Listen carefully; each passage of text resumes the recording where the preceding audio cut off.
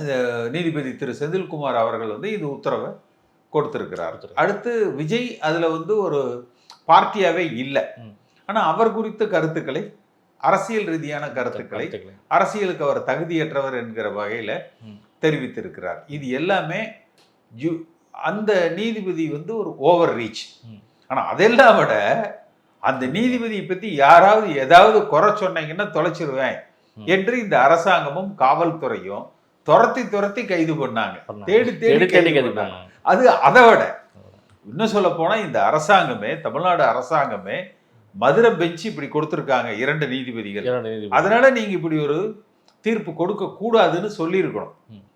நீங்க இப்படி ஒரு தீர்ப்பு கொடுக்க கூடாதுன்னு இவங்க சொல்லி இருக்கணும். அல்லது இவங்க அப்பீல் போயிருக்கணும். அந்த நீதிபதி இவர்கள் ஆட்சேபனையும் மீறி கொடுத்தால் இவங்க அப்பீல் போயிருக்கணும். அதை விட்டுட்டு அந்த நீதிபதிக்கு பாதுகாவலர்கள் போல யாரேனும் ஏதேனும் அந்த நீதிபதி குறித்து குறை சொன்னா செந்தில்குமார்ங்கிற பேர்ல வேற யாரையாவது நீங்க திட்டினா கூட பிடிச்சி உள்ள போட்டுருவேன் என்கிற அளவில் இவங்க நடவடிக்கைகள் இருந்தது.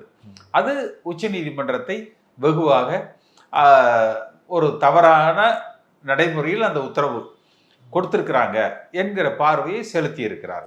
தமிழ்நாட்டில் வந்து அதனால உச்ச நீதிமன்றத்தினுடைய அந்த பார்வை மிக சரியானது.